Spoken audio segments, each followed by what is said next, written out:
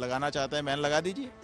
तो ये माहौल को अपने अनुकूल बनाने के लिए और हमारी छवि को धूमिल करने के लिए प्रयास हो रहा है और कुछ नहीं। तो ज्योतिष पीठ के शंकराचार्य अविमुक्तेश्वरानंद आरोप लगा रहे हैं, बड़े आरोप। कह रहे हैं कि उनके खिलाफ हो रही है साजिश उनकी छवि को धूमिल करने की, तगड़े बदले की।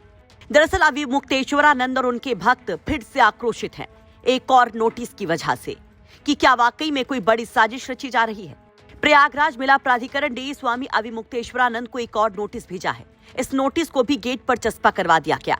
लेकिन बड़ी बात यह है कि इस नोटिस पर तारीख है 18 जनवरी की, वो तारीख जिस दिन इस पूरे बवंडर की शुरुआत हुई, जब मौनी अमावस्या के स्नान के दौरान शंकराचार्य अविमुक्तेश्वरानंद और उनके समर्थक पुलिस के आमने सामने थे।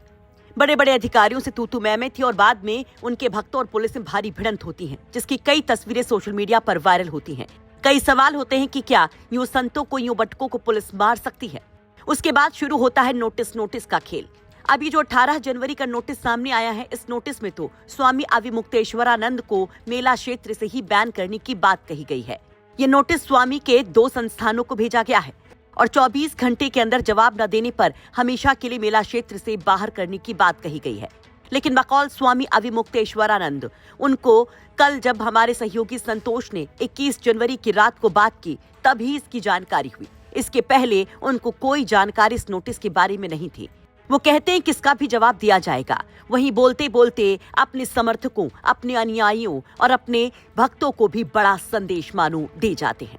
एक और नोटिस दे दिया गया है, वो 18 जनवरी का है और जो आपके उस गेट के उस तरफ लगा हुआ है, और उसमें कहा गया है कि अगर आप 18 जनवरी को मौनी अमावस्या दिन आपने पंटून पुल तोड़ करके, बैरिकेडिंग तोड़ करके आप गए और भगदड़ मच सकती थी, और आप क्यों ना आपके शिविर का भूमि आवंटन और जो प्रयागराज प्राधिकरण के द्वारा जो सुविधाएं हैं वो निरस्त क्यों ना कर दी जाए। उसमें भी 24 घंटे का टाइम दिया गया। 18 जनवरी का नोटिस है। ओहो, तो हमारे संज्ञान में ही नहीं है, अभी आपके द्वारा पता चल रहा है। हम पता करेंगे अपने कार्यालय से, हमारी जानकारी में नहीं है। 18 जनवरी, एक 19 जनवरी का नोटिस था, उसमें तो आपके शंकराचार्य होने पर इन लोगों ने खड़ा किया। जो जानकारी दी गई तो उसका जवाब दे दिया गया, लेकिन ये इसकी जानकारी हमको नहीं है, आप पहली बार बता रहे हैं। नोटिस अब इसमें तो एक तरीके से उन्होंने कहा कि आपको क्यों ना, आपने इतनी बड़ी घटना, भगदड़ हो सकती थी, तो क्यों ना आपका शिविर का आवंटन और सुविधाएं निरस्त कर जाए। भविष्य में फिर आपके आने पर भी बैन लगाने की बात कही गई है कि आपको भविष्य में आने ना दिया। आपके हाथ में शासन प्रशासन है, आप जो चाहो कर दो। जब आपको एक तरफा फैसला करना है, आपको ये कहना चाहिए था कि आप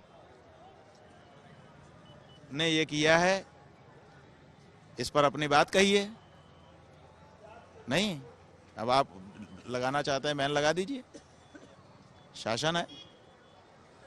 नोटिस पे नोटिस जा रहा है, तो आखिर इस मतलब क्यों ऐसा हो रहा है? क्या लग रहा है कि सिर्फ दबाव बना रहे हैं कि आपके जो है ना, वो माहौल हमारे बारे में भ्रम फैलाने की कोशिश है कि इनके ऊपर नोटिस पे नोटिस हो रही है, ये गड़बड़ आदमी है। ये आम जनता में यही जाता है ना कि भाई इनके ऊपर नोटिस की नोटिस आ रही है। तो ये माहौल को अपने अनुकूल बनाने के लिए और हमारी छवि को धूमिल करने के लिए प्रयास हो रहा है और कुछ नहीं। हो सकता है, ये भी हो सकता है, लेकिन मूल बात यही है कि समाज में हमारी छवि को धूमिल करने के लिए ये सब किया जा रहा है। वही क्योंकि मौनी अमावस्या को जो रात शुरू हुई, अब बसंत पंचमी के स्नान तक लगभग पहुंचने वाली है।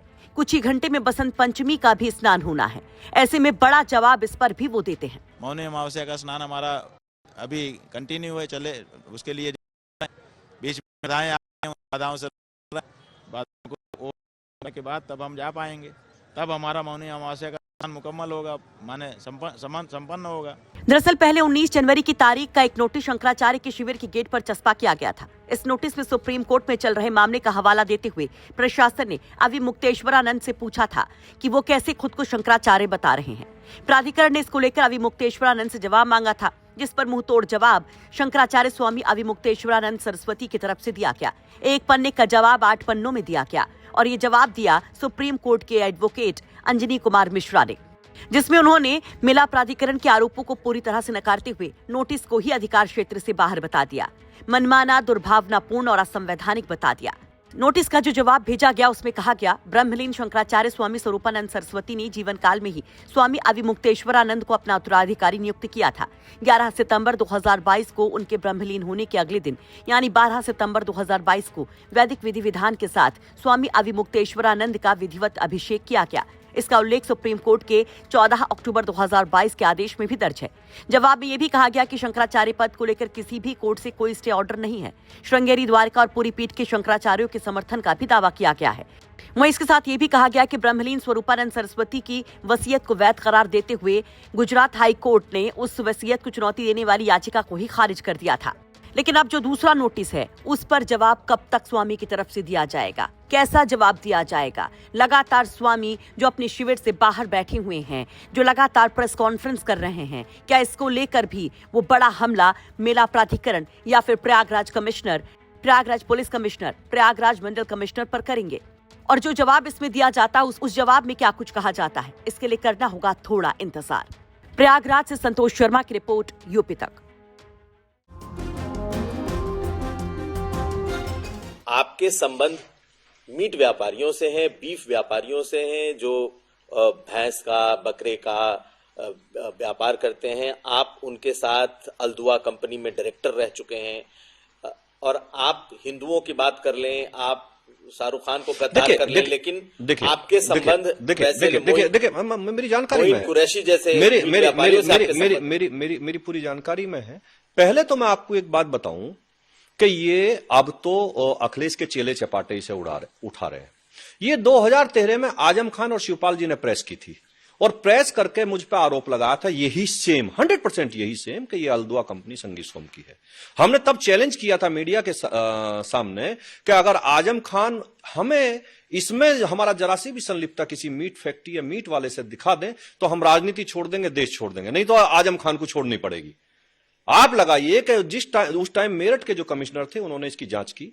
ये 2005 या 6 में हमने एक जमीन खरीदी, 7-8 महीने हमारे पास वो जमीन रही, हमने बेच दी। आज इस बात को मेरे ख्याल से 20 साल हो गए। 20 साल पहले हमने जमीन खरीदी और जमीन बेच दी। वो अल्दुआ कंपनी एक थी, उसके नाम थी, वो कोई मीट फैक्ट्री नहीं थी, एक कंपनी थी। और वो कंपनी चिप्स बना, उसमें 150 ऐसे काम थे जो वो करेगी, ऐसा उसमें लिखा हुआ था। उसमें मीट पैकिंग का और उसका था। लेकिन किसी कंपनी की जमीन खरीदना और उसे बेच देना, और जब 2000 में हमने प्रेस के सामने वो बेचने के भी कागज दिए और खरीदने के भी दिए, तो मीडिया ने के सामने आकर आजम खान कोई जवाब नहीं दे पाए, सरकार कोई जवाब नहीं, सपा की सरकार थी, कोई जवाब नहीं दे पाए। लेकिन आज अखिलेश यादव अब चेले चपाटों से उसे उठवाते रहे अपने से, तो केवल ये तो हिंदू की बात करने वालों को, लोगों को बदनाम करने वाली बात। के तौर पर आपका नाम, हमने बताया ना कि कंपनी में 2005 में जमीन खरीदी, उसी कंपनी के नाम वो जमीन थी, और 2006 में बेच दी। तो आप डायरेक्टर बन भी गए। जो कंपनी लिए as it is company transfer हुई, हमने बेची एज इट इज ट्रांसफर हो गई। हम आज तो उसमें 20 साल से कुछ नहीं है।